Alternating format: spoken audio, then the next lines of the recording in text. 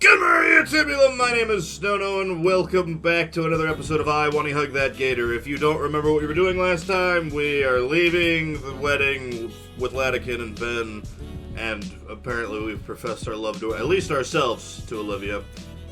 So here we go.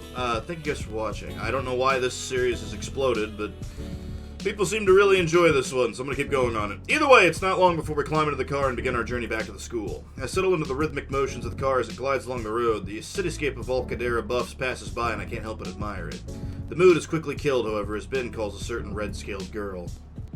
The saccharine lovey-dovey talk makes my head hurt, and I can guess by his expression that Latikin feels the same way. He changed the subject by asking if my parents can pick me up. Looks like I'll be taking the late-night metro home. Still, I had fun today. Thank you, scene change. It's literally all it was going to be. Okay, even though we're pretty far into the fall season, today's a nice day out. There's a storm coming in later today with a cold front, so the temperatures outside are bearable enough to relax in. One last respite before the unforgiving cold of winter settles in. I decide to celebrate by eating lunch outside. After a good bit of prodding, Olivia joined me. Eco, it's so cold! It'll freeze my veins solid! It's 70 degrees and you already agreed. Calm down. We stepped out into the chilled air. I gotta take a picture of that. Damn it, I missed it, I think. Yes! She pulls the draw... Never mind, I gotta take a picture of that one. She pulls the drawstrings of her hoodie taut, yanking it shut again. When I try moving her along, she starts dragging her tail on the ground. You're secretly enjoying this, aren't you? That hoodie isn't hiding your silly grin. There's a table by the edge of the yard that looks pretty good. Now it's just the two of us, alone. Sitting at a picnic table in complete silence, ingenious one-liners flow through my head with a slam poetry champion, yet I can't work up the will to say anything about the wedding to her. And guess there's always later. So, Olivia! The gator lifts her head from her roast beef sandwich, staring directly at me. What's up? How about this weather? Seriously? Yeah, seriously, I'm used to coastal towns. This is a nice change of pace. Well, it's pretty chilly. Part of why we're the only ones out here. It is pretty empty out here today. Maybe it's a human dino thing, more acclimated to snow. Even with the hoodie, it's a lot colder than I'd like. Oh, why'd you get to come outside then? Well, you wanted to, and I... And you... Olivia's lips quiver a little as she tries to work out words to say. Her mouth isn't up to the task as a flush of scarlet spreads across her cheeks and makes her pouting lips grow. Hey! Stop looking at me like that! I mean, where are you from, then? The Midwest. The Midwest? Only loons come from the Midwest. Oh, come on, that's not true. I'm from the fucking Midwest, and I'm batshit crazy. Alright, what was it like then? A lot of empty promises, nothing worth talking about. What was St. Hammond like before I showed up? Oh, horrible. Everybody here sucked. Well, they still do, I guess, but seriously, most of the faculty had to stick up their ass, and the student body was holding on for dear life. I'd do anything to get out of this place if I got to take you and Damien with me. Wow. Colorful. Olivia and I freeze at the familiar voice. Oh shit, it's the principal. The sound of stone grinding on stone echoes to the courtyard as we turn our heads to towards whoever said that. Principal Scalar stands just as still as us, her face burning red. Though her jaw is moving, teeth grinding exceptionally loud as she looks at Olivia. Oh shit. Next to her stands a large whale dressed in formal attire. I guess Mr. Ferris is doing that inspection. And did he hear... What were you saying just now about student morale, Principal Scalar? He doesn't even look up from his clipboard as he begins jotting down something with a pencil. I said had? Ever since Principal Scalar took over as principal, things have gotten better. Olivia's words do little to make Scalar's face lessen in both color and intensity and heat. Yeah, I have to say the school's way better than my old one by at least a country mile. So, Mr. Inco, would you say that your time in St. Hammond since your transfer has been both fruitful and comfortable? I mean, compared to my old school, I've met good friends, have had excellent teachers and classes, and had an all-around good time. Also, the cafeteria food here is great. It actually tastes like food and not microwave reheated gruel. Mr. Ferris gives me a nod and writes something else on his notepad before turning to the face of Olivia. What about you, Miss Olivia Halford, was it? Got any more comments regarding St. Hammond? Do be honest, if you please. Olivia shoots me a quick glance before taking a deep breath. Well, school needs more handicap access ramps. Also, the elevator in the main building is busted. Sometimes I get stuck for a few minutes. Also, our PE teacher steals hats from students and hoards them in an equipment shed. I can almost feel the heat emanating from Principal Scalar's face as soon as Olivia finishes lodging her complaints. Wouldn't want to be around her after Ferris's visit is over. For his part, Ferris only nods and writes down more on his clipboard before turning back to face Scalar, who does her best to turn her grimace into some kind of smile. Well, seems like there are some issues left over from the previous administration. Are you already taking care of correcting the issues Miss Halford has pointed out? Principal Scalar nervously clears her throat. I've already sent in a request of the district to have the elevator looked at by a technician. Mr. Ferris nods and writes something else on his clipboard before clicking his pen and stuffing it in his front suit pocket. I'll have to talk to the superintendent about that request next time I'm at the office. What about this PE teacher Miss Olivia mentions? Oh, Mr. Colcelli. Ferris raises an eyebrow. It's his legal name. I know. He checks the page, then sighs a bit. Right. Ferris turns to face me. Well, that's enough about St. Hammond for the time being. Mr. Inco, how would you say things are going for you, not just as a student, but also as a growing adult? This school has really helped me learn a lot, sir. I respect the efforts of students and faculty alike for their efforts in making me feel welcome. It's much more refined than my old school, at least. Wow, you might as well have asked him for a letter of recommendation already. Huh? That's not what I was doing, Olivia. Olivia doesn't seem to respond to me and said, laughing quietly to herself. I'll keep that in mind. The Leviathan finishes jotting down something on his clipboard, finally turning to Principal Scalar. I think I have everything I need for the time being. So, Mr. Ferris, why don't we adjourn to the faculty lounge? Of course, we can go over your future budgetary plans over a nice cup of coffee. The inspector turns away, Principal Scalar lagging behind him with a look of pure misery on her face. Wish he'd done this freshman year. With a huff and a frown, Olivia stabs at her lunch tray, teasing her Caesar salad like a voodoo doll. Well, look on the bright side. She levels her silver eyes on me, but remains focused on treating her salad like its namesake. It's senior year, and we're about halfway through, so we only have to put up with this place for a couple more months. She lances the largest piece of chicken, twisting her spork roughly.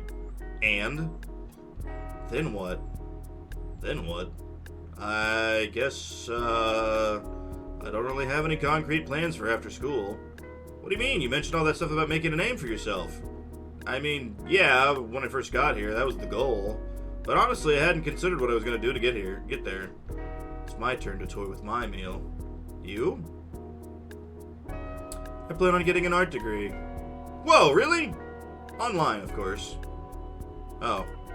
Not like I have any other options. The only time I'm worth anything is when there's a brush in my hand.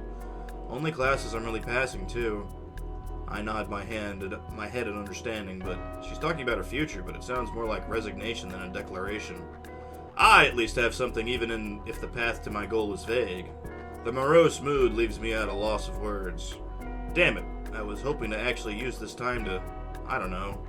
I wanted to talk to Olivia and, ask her something. Ahem. Or something like that. Stupid Mr. Ferris and his workplace politics dampening the mood. Wah, wah, wah. The air between us is awkward as we pick at our lunch, and even after the bell rings, we're forced to finish eating. It's still weird. Even when I ask if Olivia would like a push to history, she just remains silent in thought. Olivia has been quiet for about 5 minutes now. Even though 5 minutes isn't that long a time, Olivia had grown so much chattier as of late, so the silence just felt a bit off-putting to me. A part of me couldn't help but wonder if it's a cold shoulder directed at me or just remaining nerves from that last conversation. No use just thinking about it. So, penny for your thoughts, Olivia. Oh, right. Sorry, I guess I'm not here right now. What were you thinking about exactly? Olivia lets out a sigh and turns her head upward so that her eyes meet mine. I really got to thinking about what we were talking about earlier. How it seems like neither of us knows what we'll actually be doing after school's over. Oh, right. Yeah, that. I hadn't really given much thought to the fact that I had essentially dropped a bombshell on both of us. Now that I really stopped to think about it, though, the idea that neither one of us really knows what to do after graduation is concerning. Most seniors at least had a small idea what they'll want to do after graduation, at least I think. Hell, Liz had made a full chart and timeline for herself. I mean, I always figured I'd go to college, but that feels so basic, for a lack of a better word. There should be some kind of grander plan on what to do with the next big step of my life. University, a career, maybe even starting some kind of family, those are the kinds of plans that come to mind. They're all just simple platitudes at the end of the day, though. Is it even worth making plans? The more I think about it, the more likely it is that something stupid just comes out of left field and wrecks everything. If you want to make God laugh, tell him your plans and all. So maybe all I can really do is live in the moment. I always hated that sort of thinking. Just to be a sitting duck for life to take pot shots at. Just live pretending death can't show up and take me at any time. Oh, fuck, here's death now. Hey, Olivia! It's Olivia! And friend. Olivia stiffens in her chair. Oh, hey, Mia. Olivia's words are a hiss as she tries to face away from the crimson-scaled girl. Her hands shakily strain against the wheels of her chair, slowly turning it too. Got a couple questions to ask you, Olivia. Would you like to humor me for a bit? Oh, what am I saying? Of course you don't mind. The Parasaurus saunters over and with a sway of her hips pushes me aside to take Olivia's reins from me. What the hell? You're insane if you think we're going anywhere with you! We? She looks down to Olivia and back at me. We? He's funny. We're just gonna go for a little girl talk. No boys allowed, sorry. You're up for that, right, Liv? She puts a hand on her shoulder and cocks an eyebrow back at me like she knows something. So yeah, we'll just be a moment. Don't worry that pretty little head of yours. I'm left gawking and confused as the two head off in another direction. Olivia doesn't seem to know what to do or say, so she just goes along with the Parasaurus wheeling her away. A part of me wants to give chase, but the side eye that Mia sends back at me forces me to stop.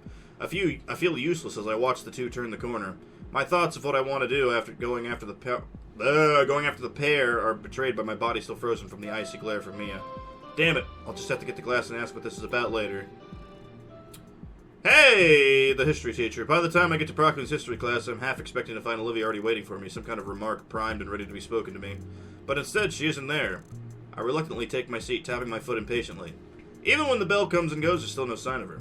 Shit. I shouldn't have let Olivia go with her alone. What the hell was I thinking? I really don't want to cut class, but I can't afford anything bad happening to her.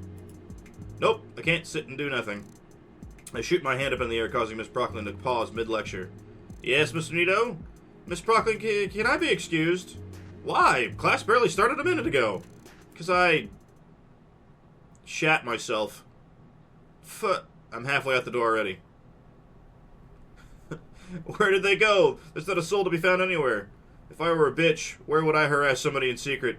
Shoot, whatever's between them, I hope it isn't turning physical. I mean, she wouldn't. Would she? My hands clench tighter and tighter as I focus on walking faster.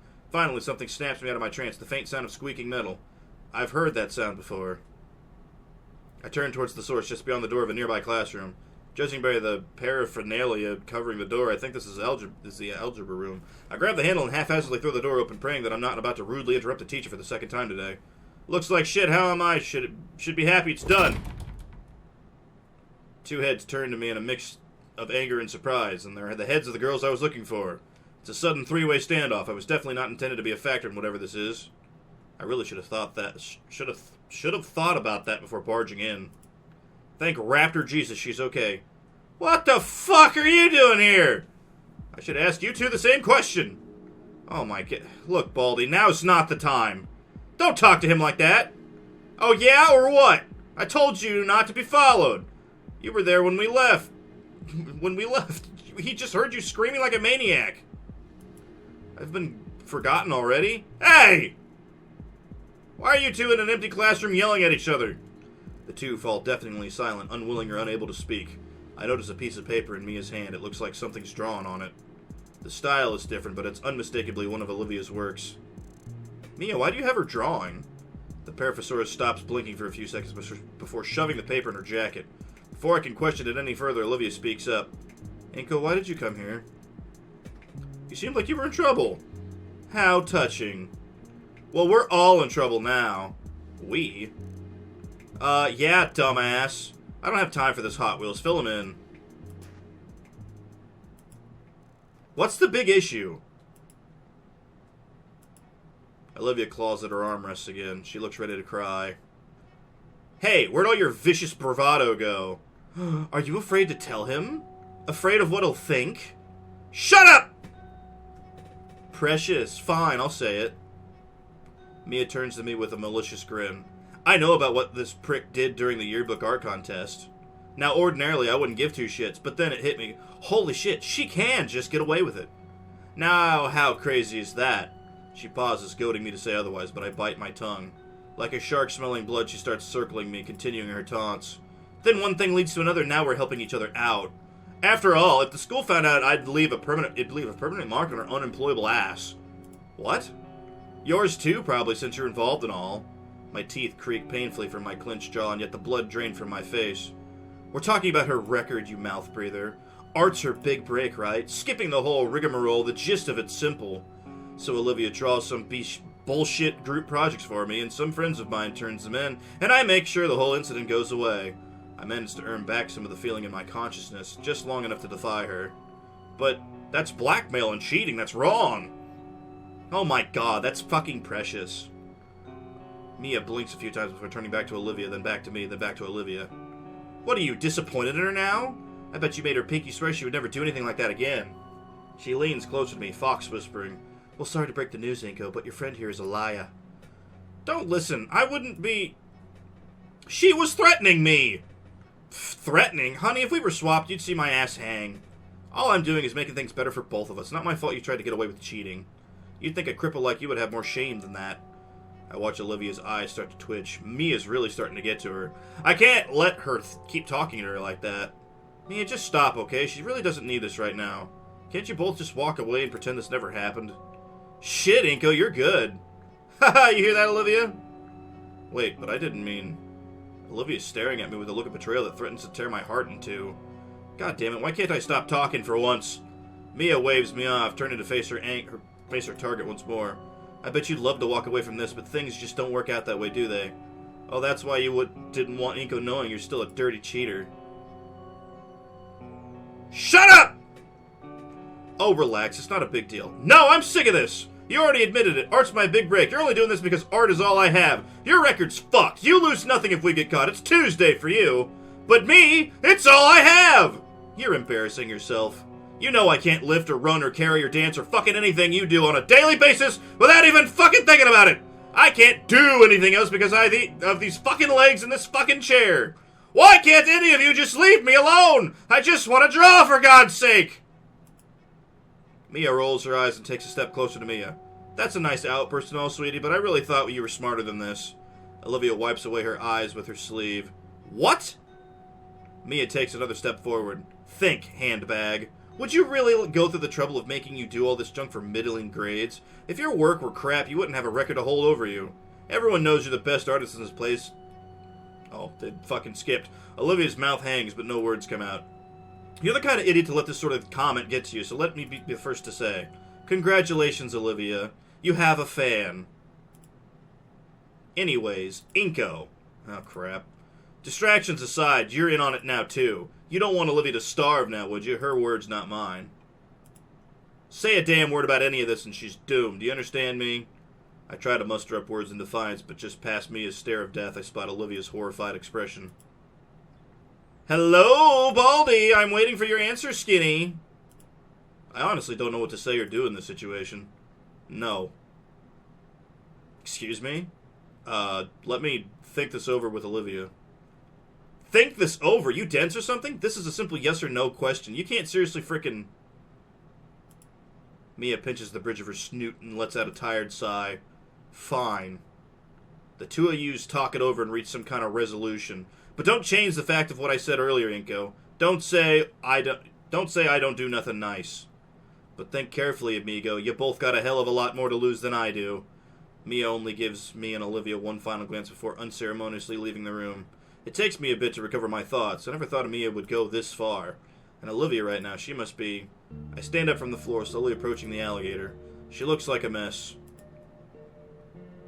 Why? Why did you have to come in here? I'm sorry, I was just worried about what Mia could have been doing to you, and I wanted to make sure you were alright. Olivia grips her armrest. I was alright! I had it handled with Mia! But to basically be her slave, doing all her work? Not all of it, just whatever she needs to pass. I'll take the seat next to her there. She threatened me that she'd go to Scalar and spill everything, and if Scalar knew that I swapped the art, she'd know that it was with you. I couldn't let her do that to us, so I got desperate. I told her I'd do anything else she wanted. That's how I got mixed up with her. I let out a deep and heavy sigh. Olivia, I can understand why, but I heard about Mia was treating you before I came in. Even when you were doing her work to save her skin, she's still treating your art, and more importantly, you, like garbage. My words rip out the Gator girl's fragile heart, her face contorting in a fierce snarl even as her eyes grow wet. You're miserable. You know that. Olivia looks away from me, her face scrunching up as tears well in her eyes. I don't know what to do. I don't even know I can trust her to keep her word. And now that you know what's going on, Mia has a noose around both our necks. The gravity of the situation settles in. It feels like something in me is both frozen over and ablaze. There's only 6 months left in the semester. It's not like she's asking for something impossible. Her eyes regain some fire as she smiles. I'll just have to tough it out. Keep making art to shut her up until this whole situation can blow over. She's going through this for so long and she's still... I'm out of options and show us see. I just blurt out the first thing that comes to my mind. Why not tell Scalar about what Mia's making you do? Scalar, are you out of your mind? You saw how she handles things around here, especially with that auditor breaking down her neck. I'm trying to avoid getting caught. Right. Okay. Latican? For a split second, I see her mask crack, her real worry evident in those silvery eyes shaking. No. Olivia makes a show of clearing her throat. Mr. Latican doesn't need to hear this either. You know he'd be able to... I can do this on my own! Her balled-up fists quake wildly after they slam on her armrests, and the Gator girl does her best to hide her wince. I really don't think we can fix this if we're not working together. There's nothing to fix! I told you, I have it under control! Please, Inko, I need you to trust me on this. Don't ruin this for me. I do trust you. Her voice is softening as if she's been fully drained now. I can handle it, I told you. Her fists unfurl and continue shaking. I take one of her hands, ignoring her indignant sputters as I delicately cradle it in my palm. Her protests die down into a pained whine, but when my thumb ever so slightly presses down on a joint. After this time, you've been doing your best, Olivia. My soft words draw out an even softer breath from her. Mia's had me drawing for her group almost daily. It must hurt a lot after so long.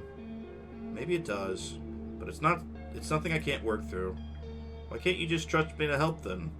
It's not that I don't trust you, Inko. It's that I did trust everyone else. So please, stop asking about fixing me. Or fixing things, I mean. Is that what this is about? Olivia's burning out at this point. She's already hurt badly. I can feel her hand still shaking. It's beyond the point that either of us alone can handle. I let go of Olivia's hand, watching as she takes back her hand and settles it against her chest. I hook a nearby chair leg with my foot and drag the seat closer. Close enough that I can sit down right next to the Baronics. Inko? I find that being next to her like this makes it easier for what I'm about to say. Breathe in, breathe out. Meeting her eyes once again, I speak my honest thoughts. Mr. Latican can help Olivia. Her teeth grind together as though contemplating mauling my face off. Please hear me out. I want to trust you, Inko, but I'm just scared that Latican will hate me forever for this. He's the only one that's ever made me feel like my art is worth something. I can't lose him. Look, we can get you out of this. Of course Latican will understand, even go to bat for you. And if you're the one to speak up, it means you're the one getting back at Mia. She won't have power over you. I can't just give it all up like this. How can I trust you with my entire future? You have nothing to lose. I have everything. Can you trust Latican? Will he really just let that happen? Mia has no reason to not throw you under the bus, does he? Of course not. Mr. Latican is. He's the only teacher that's never given up on me. I'm here with you too.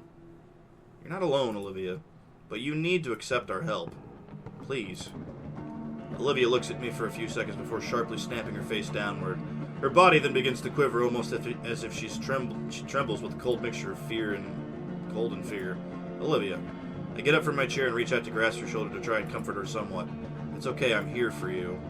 Olivia's shaking lessens, giving me hope that my words were starting to reach her, but not 2 seconds after those thoughts crossed my mind, Olivia's shaking resumes once again. The shaking's followed by sniffling, at which point I notice tears rolling down Olivia's snout and falling right into her lap. Olivia... Before I can finish my words, Olivia lunges forward and wraps her arms around my abdomen, bringing me forward and burying her face into my stomach, at which point she begins to let out what I can only describe as a pain-filled wail. At first I'm let utterly frozen in place, hands raised and eyes wide. Nothing in my life has ever prepared me for a situation such as this. No, Inko, you know what to do. I place my other hand on Olivia's other shoulder and slowly begin to take a single knee, bringing me to eye level with her. Then, without saying a word, I tighten my embrace, allowing her arms to wrap around my neck as I wrap my arms around hers.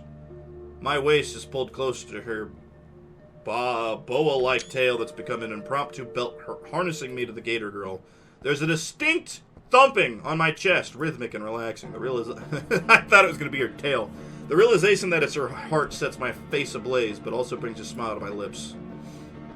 I close my eyes and let myself become lost in the warmth of Olivia's embrace. But she's a gator! Shouldn't she be cold? Then we break apart. I check on our time limit. My phone says there's still 20 minutes before school's out. Hopefully Latican has a free period right now. You ready? Olivia gives me a small nod. I get up and start towards the door. The door held open with the back of my shoe. I look back at her. As Olivia wheels over, she grunts with each push. Oh crap, I'm an idiot. Once she reaches me, Olivia gives me a very meaningful look. Though I don't really get what it's in her tail wraps around my wrist. Oh, right. Taking Olivia's reins for her, we start towards our art teacher's room in companionable silence. Man, I can't wait to just go home and relax. Maybe open a bag of chips. Olivia's tremoring has fallen to a 2 on the Richter scale, so that's nice. She's seen enough Mia to last a while. Then again, so have I. She'd probably kill us if she saw us sneaking off. We're near the end of it all. It's nearly over. It's the first bit of quiet that we get, just the sounds of Olivia and I walking through the halls. Olivia's gripping my wrist pretty hard. Guess she's still pretty tense. Say, maybe there's a massage place around here. That'd be pretty nice, right? No, wait a second. Just the sound. Ah, I skipped it. My bad. Something ancient awakens in me. An icy chill races down my spine as if there's a knife poised just behind my neck. The Gator girl tenses, head stiffly turning. Her pupils slowly shift to mine, and her contraction to pinpoints bring attention to the danger my ancestral instincts are warning me of. Uh-oh. Sup? You two trying to run a fight or flight kick? Reflexes kick in. Zero thought on my end. My body chose to just book it.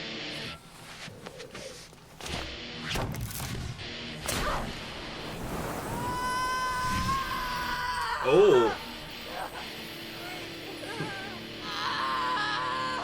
We glittered her fucking stupid face.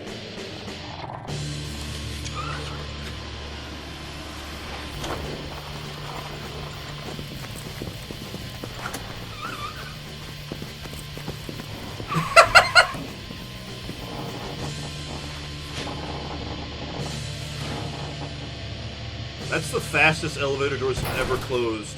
Wham! For a moment, I wonder if the deafening noise of the metal doors being hit is from Mia punching it in rage or accidentally slamming into it, chasing after us. When I catch you, I will eviscerate you and every last thing you love! Fuck! The elevator finally begins its descent downwards. I exhale deeply. Olivia gasps for breath. My arms sting from Olivia's razored grip. Good thing I have a jacket. Her claws have shredded the sleeve. I think it may have even drawn blood.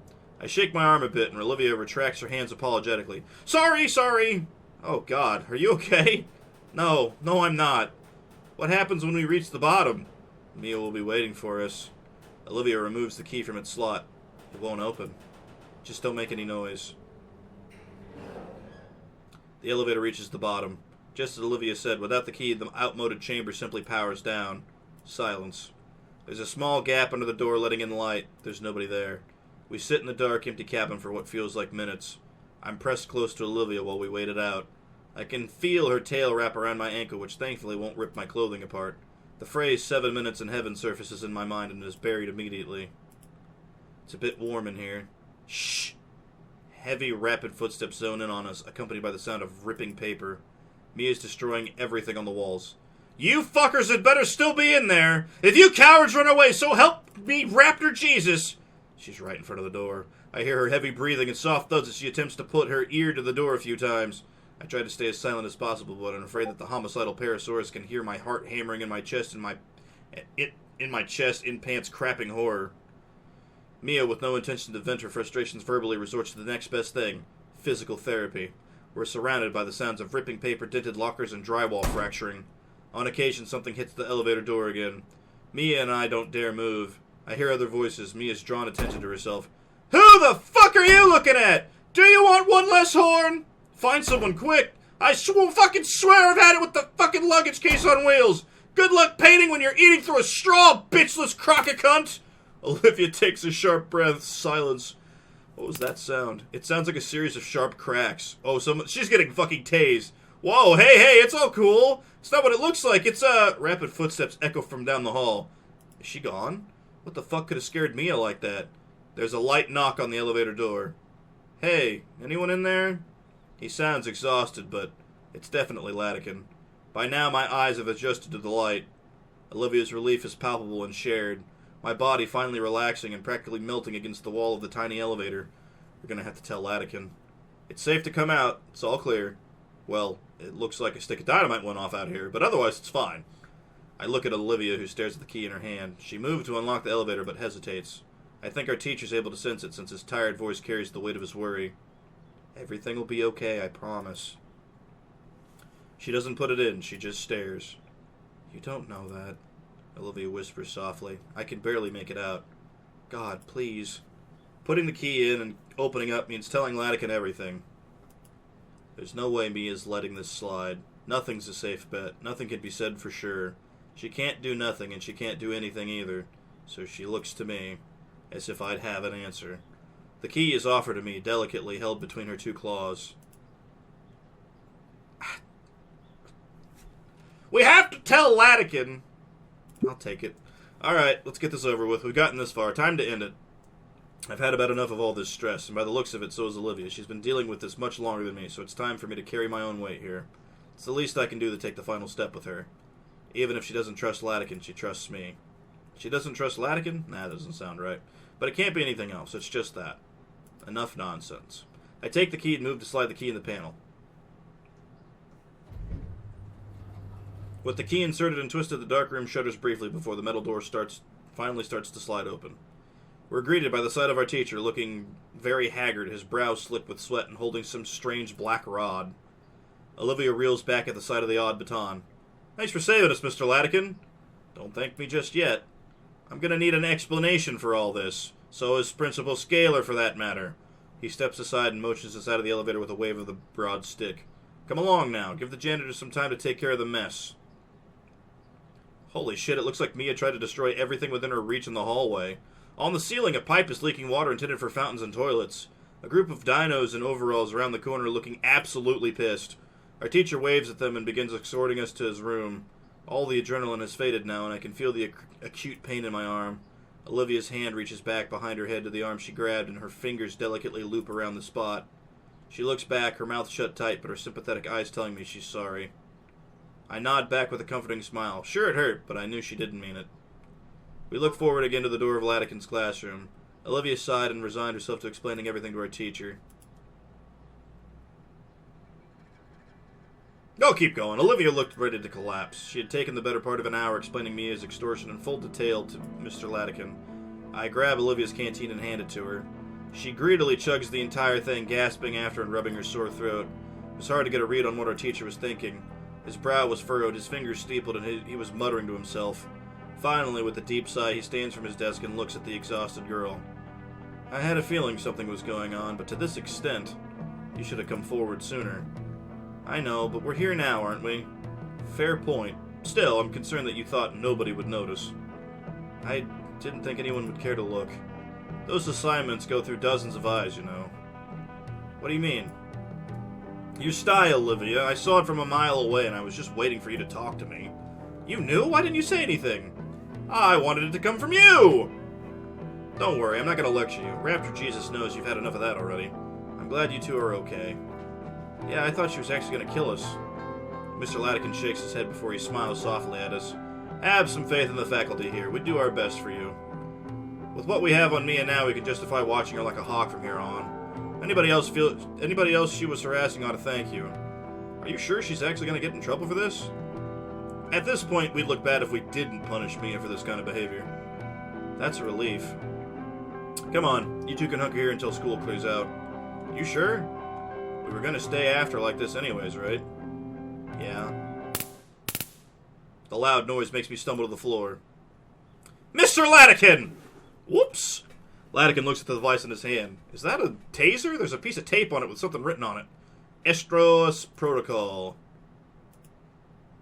Anyway, I'm going to run and get some things done. They're going to want my account on paper pretty soon. May as well knock it out of the way.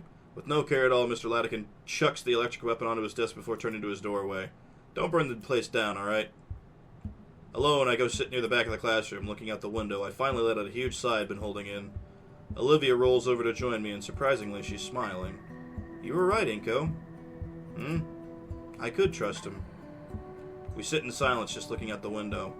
When school's let out, we watch the crowd of students going home. I don't see me in the crowd, but that doesn't matter. I think despite it all, Olivia's life is just going to be a little bit easier after today. Alright, that's a good point to pause. Thank you guys so much for watching. Please like, comment, and subscribe. Tell me what you think about I Want to Hug That Gator down in the comments below, and I will see all you noobers later. Peace for now. Bye!